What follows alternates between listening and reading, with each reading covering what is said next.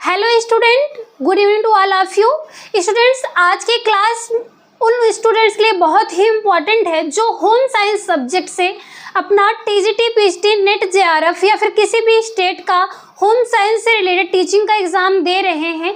वो सभी एग्ज़ाम के लिए बहुत ही इम्पॉर्टेंट टॉपिक है होम मैनेजमेंट का, कि गृह प्रबंधन जब हम करते हैं तो उसके लिए विभिन्न प्रकार के कला के तत्व, सिद्धांत, गृह सज्जा, पुष्प सज्जा, ये सारे पॉइंट्स जितने भी थे इम्पोर्टेंट, उनको हमने कवर किया था पिछली क्लासों में।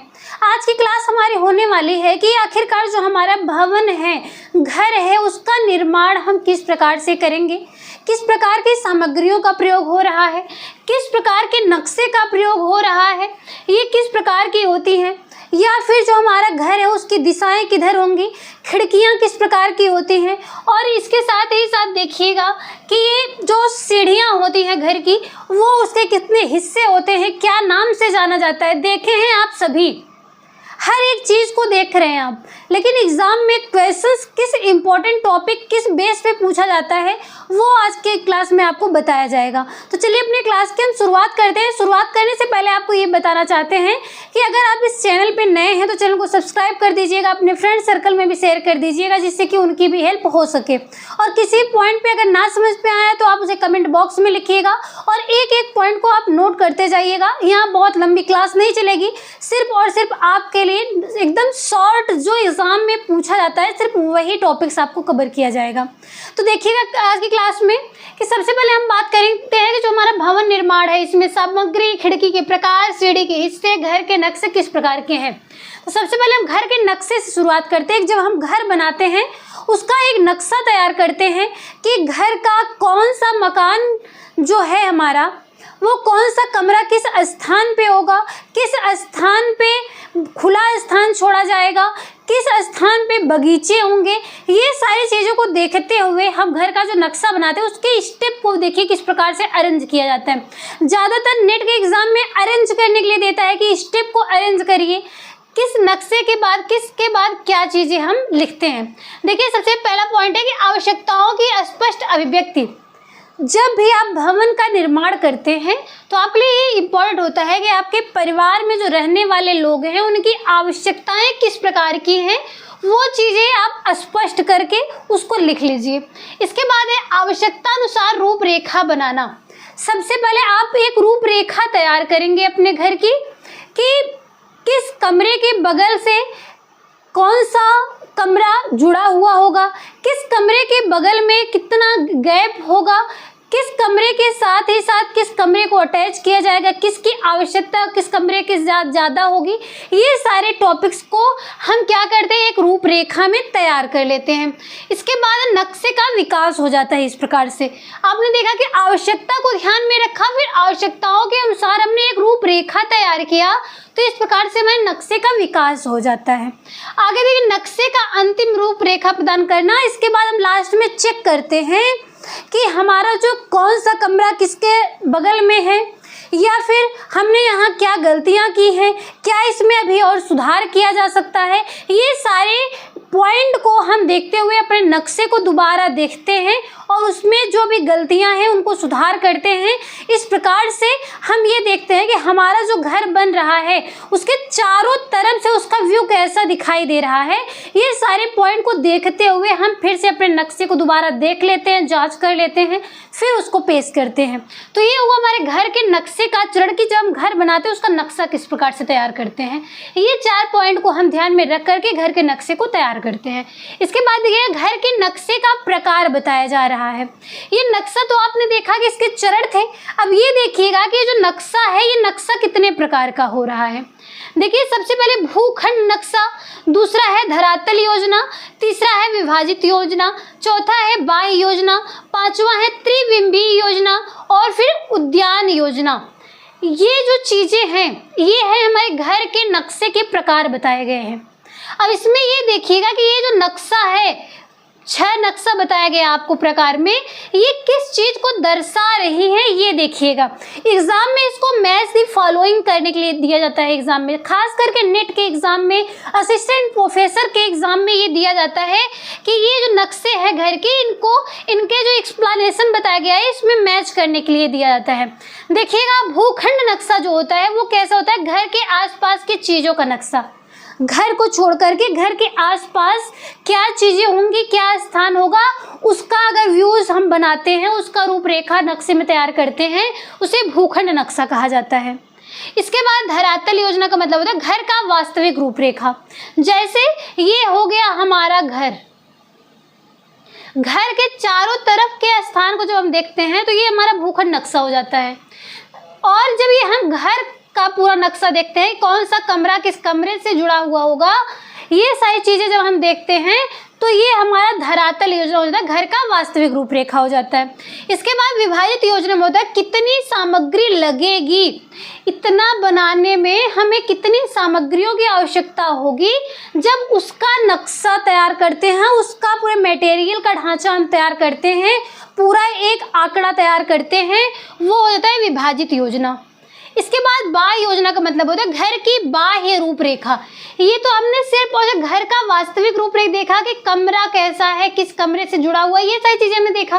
अब बाह्य योजना में घर की बाह्य रूपरेखा यानी कि बाहर से देखने में हमारा घर कैसा लग रहा है, क्या डिजाइनें हैं, इन सब की जब रूपरेखा तैयार करते हैं तो इस प्रकार की रूपरेखा को, नक्शे को बाह्य योजना कहा जाता है। इसके बाद है त्रिबिंबीय योजना। त्रिबिंबीय योजना में लंबाई, चौड़ाई, गहराई, छाया, ये सारी चीजें को हम देखते हैं त्रिबिंबीय योजना में। जब हम अपना क्या करते हैं, घर बनाते हैं, तो ये घर की लंबाई क्या है, चौड़ाई क्या है, गहराई कितनी है, और फिर इसके साथ ही साथ इसका प्रतिबिंब, छाया किस प्रकार से दिखाई दे रहा है हमें, यानी कि 3D मॉडल समझ लीजिएगा। इस प्रकार को जो भी नक्शा तैयार होता है उसको हम त्रिबिंबीय योजना कहते हैं। इसके बाद है उद्यान योजना का मतलब होता है घर के जो बाहर का हमने आसपास का वातावरण ये देखा था, नक्शा बनाया था, इसमें हम बगीचे के लिए अगर सोचते हैं कि किस प्रकार के बगीचे, उद्यान लगाए जाएंगे, कहाँ पे फूलों की सजावट की जाएगी, कहाँ पे बड़े पौधे होंगे, कहाँ से खुला हुआ मार्ग होगा, किस जगह पे पौधा होगा, ये सारी चीजें हम चारों तरफ से देखते हैं तो ये हमारा उद्यान योजना हो जाता है।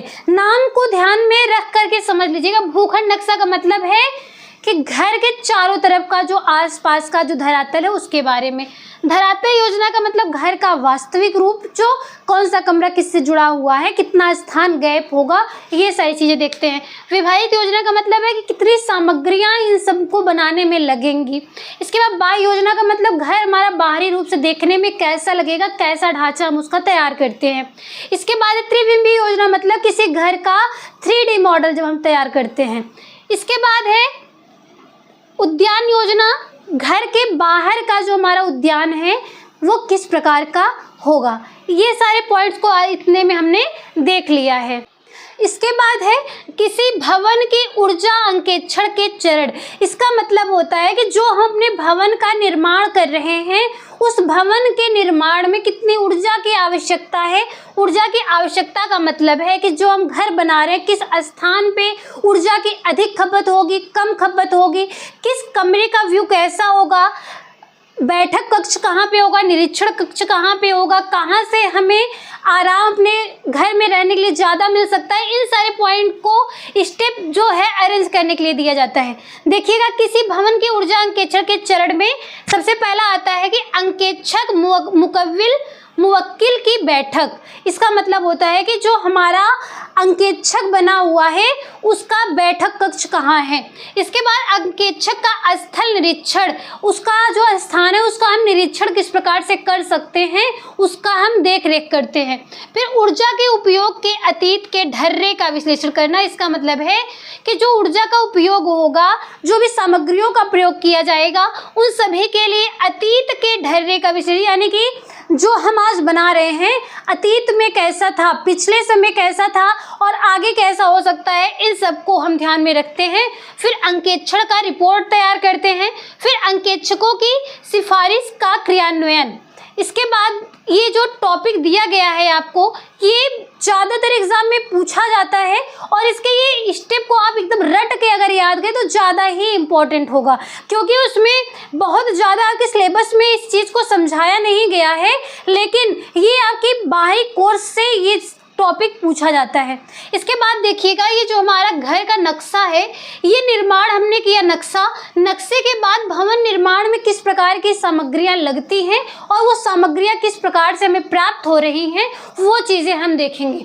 देखिए, सबसे पहले इसमें भवन निर्माण सामग्री में ईंट की बात आती है। जब हम बात करते हैं ईंट का, तो ईंट में पूछा जाता है कि ईंट किस प्रकार की सामग्रियों का मिक्स रूप होता है। तो इसमें देखते हैं कि मिट्टी, जल, बालू, ये तीनों चीज़ को मिक्स करके क्या बनाया जाता है, ईंट बनाया जाता है।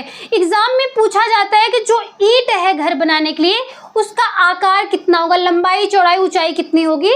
तो बहुत फिक्स रूप इसका नहीं दिया गया, लेकिन सामान्यतः कुछ इसके आकार बताए गए हैं। देखिएगा, 9 × 4.5 × 3 या फिर 10 × 5 × 3, लंबाई गुणे चौड़ाई गुणे ऊंचाई, इस हिसाब से इस पॉइंट को बताया गया है। इसको आप रट लीजिएगा और रटने के साथ ही साथ बस अगर इतना नहीं दिया है, उसके आसपास का कोई भी पॉइंट अगर ऑप्शन में दिया हो तो वो आप सिलेक्ट कर सकते हैं, ठीक है। इसके बाद देखिएगा, भवन निर्माण सामग्री में लकड़ी की भी बात होती है। लकड़ी अगर आप डिटेल में पढ़ेंगे तो बहुत ही ज़्यादा होती है, लेकिन आपके सिलेबस में भवन निर्माण में किस प्रकार की मजबूत लकड़ियों का प्रयोग किया जा रहा है वो इम्पोर्टेंट होता है।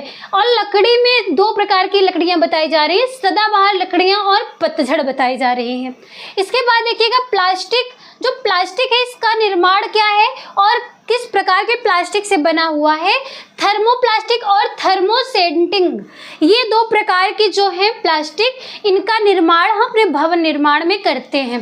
इसके बाद कांच की बात करते हैं, तो भवन निर्माण में कांच का भी प्रयोग होता है। और ये कांच कितने प्रकार के हैं देखिएगा, सिलिका ग्लास, बोरोसिलिकेट ग्लास, सीसा ग्लास, इस प्रकार के 3 मुख्य रूप से हैं जिनका प्रयोग हम अपने भवन निर्माण में करते हैं। इसके बाद सीमेंट की बात करते हैं कि ये सीमेंट जो है हम किस प्रकार से प्राप्त कर रहे हैं। जब सीमेंट बनाना होता है, आपसे एग्जाम में पूछा जाता है कि भवन निर्माण की सामग्री में सीमेंट जो है वो किस चीज़ का, कितनी वस्तुओं का मिक्स रूप होता है। तो इसमें देखिएगा, सोडा पोटास होता है, सिलिका होता है, एल्यूमिना, 20% आयरन और मैग्नीशियम का मिक्स रूप ही सीमेंट प्राप्त करता है। यानी कि अगर हमें सीमेंट प्राप्त करना है तो इतने प्रकार की इतनी वस्तुओं को एक साथ मिक्स करते हैं, तब जाके हमें सीमेंट की प्राप्ति होती है।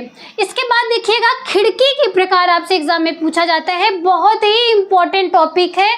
इसको आप जब बुक में ढूंढेंगे जल्दी मिलेगा नहीं, लेकिन एग्जाम में खास करके नेट जेआरएफ के एग्जाम में, असिस्टेंट प्रोफेसर के एग्जाम में ये टॉपिक पूछे जाते हैं। आप इसको ध्यान से समझिएगा। खिड़की के प्रकार भी ये 4 मुख्य पॉइंट पूछे जाते हैं। सबसे पहले ऑनिंग खिड़की, दूसरा डॉर्मर खिड़की, तीसरा क्लेयर स्टोरी खिड़की और चौथा स्काईलाइट खिड़की। ये 4 प्रकार की खिड़कियों के बारे में एग्जाम में पूछा जाता है और इसका एक्सप्लेनेशन भी पूछता है और इसे मैच द फॉलोइंग में मैच करने के लिए भी पूछा जाता है। देखिएगा, इसमें ऑनिंग खिड़की की अगर हम बात करते हैं तो विंडो यूनिट, जिसमें विंडो फ्रेम के सेट्स पर सैश होता है। सैश का मतलब होता है, आप लोग देखे होंगे कि जब आप किसी कुटिया में जाते होंगे साधु महात्माओं की, जो बहुत पुराने समय में ज़्यादा देखने को मिलता था, अभी भी आश्रम वगैरह पे आप जाते हैं तो वहाँ देखिए पर्दे के स्थान पे बांस की जो बल्लियाँ होती हैं पतली पतली, उनके जो है पर्दे की तरह लगाए गए होते हैं। तो ऊपर से जब खिसकाते हैं डोरियों को, तो उससे जब हम बंद करते हैं तो इस प्रकार की जो खिड़की बनी होती है उसे ऑनिंग खिड़की कही जाती है। इसके बाद डॉर्मर खिड़की जो होती है, ये ढलुआ छत पर दी गई लंबवत खिड़की, यानी कि छत आप देखे होंगे जो एक नॉर्मल समतल होती है और एक देखिए ढलुआ खिड़की जो इस प्रकार से ढलान में होती है, जिससे बारिश का पानी जो उस पर रुके ना। तो इस प्रकार की अगर छत है तो इसमें ढलुआ छत पर दी गई लंबवत खिड़की जो बनी हुई है वो क्या खिड़की कहलाएगी, डॉर्मर खिड़की कहलाती है। इसके बाद क्लेयर स्टोरी खिड़की होती है, इसका मतलब होता है कि छत की लाइन पर या उसके नज़दीकी ढांचागत दीवार पर बनी खिड़की। छत में जो है खिड़कियां बनाई जाती हैं बाहरी व्यूज को देखने के लिए, आसमान में देखने के लिए, नाइट के टाइम में किस प्रकार का व्यूज हमारे आकाश का दिखाई देता है। ये चाहे समतल छत हो या फिर ढलुआ छत हो, तो इन दोनों ही प्रकार के छत में, चाहे छत के ऊपरी हिस्से में या फिर क्या जो ढलान है उसके निचले हिस्से पे ये खिड़की लगाई जाती है, तो इसे क्लियर स्टोरी खिड़की कही जाती है। स्काईलाइट खिड़की का मतलब होता है कि ढलुआ छत पर दी गई खिड़की, जो ढलुआ छत पर दी गई खिड़की है उसे स्काईलाइट खिड़की कहा जाता है। ये चारों पॉइंट आपको समझ में आया। इसके बाद देखिएगा, सीढ़ी के हिस्से आपसे एग्जाम में पूछे जाते हैं। आप घर अपना निर्माण कर रहे हैं, भवन निर्माण कर रहे हैं, तो इसमें आप सीढ़ियाँ भी बनाते होंगे छत पे जाने के लिए। तो जो सीढ़ियाँ आप बना रहे हैं उसके कितने हिस्से हैं, हिस्से अगर आप समझ पा रहे हैं कि लंबाई है, उसकी चौड़ाई है, पैर रखने का जो पायदान की तरह बना हुआ है वो है, उसके आंतरिक भाग उसका होता है, या फिर सीढ़ी के किनारे पे चारों तरफ से बाहरी निकला हुआ कुछ हिस्सा होता है। ये सारे टॉपिक्स को तो आप हर रोज अपनी आंखों के सामने देख रहे हैं, लेकिन उन्हें क्या कहते हैं ये इंपॉर्टेंट है। एग्जाम में आपसे जब पूछा जाएगा कि ये जो वर्ड दिया गया है टर्मिनोलॉजी में, वो वर्ड जो है उसका एक्सप्लेनेशन क्या होता है, वो चीज़ आप देखिएगा। सबसे पहले ट्रेड की बात आती है। अब आप नहीं समझ पाएंगे कि जो सीढ़ी है उसमें ट्रेड किसे कहा जाता है। आप नॉर्मल सीढ़ी समझ रहे हैं, लेकिन ट्रेड किसे कहा जाता है कि सोपान का क्षैतिज हिस्सा जिस पर पैर रखते हैं। सीढ़ी इस प्रकार से खड़ी हुई है और इस प्रकार से आप जो है इस प्रकार से ऊपर से पायदान की तरफ बना हुआ है, इस पे आप पैर रखते हैं, तो जिस पे आप ये पैर रख रहे हैं उसे ट्रेड कहा जाता है। ठीक है। इसके बाद राइजर, राइजर का मतलब होता है सोपान का लंबवत भाग। ये सीढ़ी है, सीढ़ी के इस प्रकार से जो नीचे से दीवार की तरह छोटी सी जो बनी हुई है, उभरी हुई है, लंबवत में है, इसे क्या कह रहे हैं हम, राइजर कहा जाता है। देखिएगा इस प्रकार से अगर ये बनी हुई हमारा पायदान हो गया और इस प्रकार से अगर इस प्रकार से ये जो लंबाई में इस प्रकार से खड़ी है, ये है ऊपर, ऊपर वाले पे हम क्या करें, पैर रख रहे हैं, वो ट्रेड है, लेकिन नीचे जो इस प्रकार से खड़ा है इसको हम क्या बोल रहे हैं, राइजर बोल रहे हैं। इसके बाद फ्लाइट है। फ्लाइट का मतलब होता है प्लेटफॉर्म के बिना सोपानों की श्रृंखला।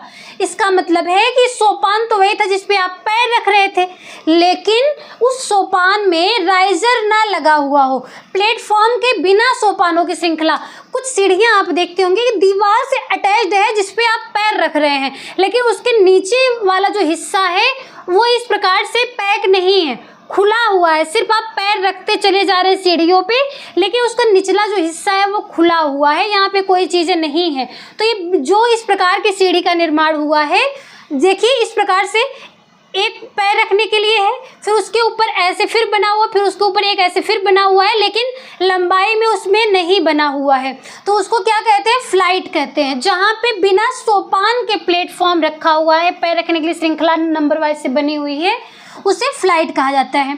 इसके बाद है नोजिंग। नोजिंग का मतलब होता है ट्रेड का बाहरी निकला हुआ किनारा। ट्रेड का मतलब था जिसपे आप पैर रख रहे थे, और उस ट्रेड का जो बाहरी चारों तरफ से निकला हुआ जो भाग है, बाहरी थोड़ा सा निकला हुआ है, वो क्या है, हमारा नोजिंग कहा जाता है। इसके बाद सॉफिट वर्ड आता है। इसका मतलब होता है कि सीढ़ी का भीतरी सतह। सीढ़ी हमारी जो है वो चारों तरफ से पैक है, डिब्बे नुमा में, ऊपर पैर रख रहे हैं, उसे ट्रेड कहते हैं। जो इस प्रकार से है, खड़ा हुआ दीवार की तरह है, छोटा सा, छोटी सी ऊंचाई में, उसको राइजर कह रहे हैं। बिना राइजर के ही अगर सीढ़ी इस प्रकार से सिर्फ जुड़ी हुई है, दीवार से अटैच्ड है, बनी हुई है, उसको हम क्या कह रहे हैं, फ्लाइट कह रहे हैं। सीढ़ी का बाहरी निकला हुआ जो हिस्सा है उसको नोजिंग कह रहे हैं। और फिर ये जो हमारा ट्रेड और सोपान के बीच का जो भीतरी हिस्सा था, जिसमें कुछ ईंटें या फिर मिट्टी या फिर बालू कोई भी चीज़ भरी हुई है, उस आंतरिक हिस्से को सॉफिट कहा जाता है। ये जो हमारा 5 मुख्य रूप से सीढ़ी के हिस्से बताए गए हैं, इसको आप एकदम इम्पोर्टेंट पॉइंट में नोट कर लीजिएगा। इसके बाद हम बात करते हैं जो हमारा ये घर का निर्माण हो रहा है, घर के निर्माण के ही समय हमें एक पॉइंट का ध्यान रखना पड़ता है कि किस कमरे का दिशा किस प्रकार से बनाया जाए कि सभी मौसम में ये अच्छा लगे। ठीक है, और वहाँ रहने वाले लोगों के लिए भी आसानी हो। हमारी कुछ धार्मिकताओं से जुड़ी हुई बातें होती हैं, कुछ मौसम के अनुसार होता है, तो इस प्रकार से अपने भवन निर्माण के समय भवन का मुख्य दरवाज़ा या फिर कमरे का दरवाज़ा ध्यान में रख करके निर्माण करते हैं। देखिए घर के भाग व उनकी दिशा क्या होती है। अगर हम बात करें रसोई घर की दिशा की, तो रसोई घर की दिशा या तो पूर्व में होनी चाहिए या फिर उत्तर पूर्व में होनी चाहिए। पश्चिम और दक्षिण में इसकी दिशा नहीं होनी चाहिए। इसके बाद देखिएगा, जब हम बात करते हैं शयन कक्ष की, जो शयन कक्ष होता है, सोने के लिए जो विश्राम घर होता है हमारा, उसकी दिशा दक्षिण पूर्व होनी चाहिए या दक्षिण पश्चिम होनी चाहिए। इसके बाद बात आती है बैठक की दिशा। बैठक की दिशा की जब हम बात करते हैं, जहाँ पे हम इस कमरे को विभिन्न कार्यों के लिए प्रयोग करते हैं, ढेर सारे कार्यों को एक स्थान पर भी हम कर सकते हैं। यहाँ बच्चे पढ़ सकते हैं, खेल सकते हैं, टीवी देख सकते हैं, कोई भी कार्य कर ले रहे हैं, यानी कि बहुउद्देशीय कमरा है ये बैठक कक्ष। इसकी जो दिशा है ये पश्चिम और उत्तर पश्चिम दोनों में से कोई एक हो सकती है। इसके बाद है सर्दियों में, ये जो है सर्दियों में सूर्य की दिशा का परिवर्तन किस प्रकार से होता है।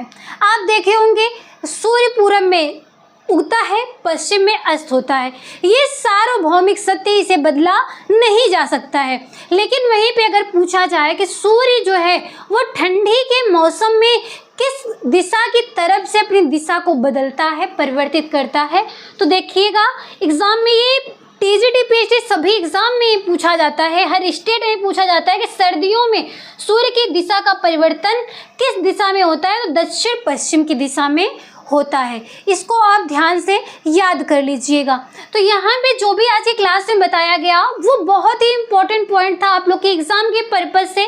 बहुत ज़्यादा थियरी नहीं बताया गया, बस वही क्वेश्चंस, वही टॉपिक्स कवर किए गए जो आपके एग्जाम में पूछे जाते हैं। अगर अभी भी इस क्लास के किसी भी पॉइंट पे आपको कोई भी समस्या हो तो आप कमेंट बॉक्स में अवश्य पूछिएगा और अपना फीडबैक अवश्य दीजिएगा। आपका फीडबैक हमारे लिए बहुत ही इम्पोर्टेंट होता है।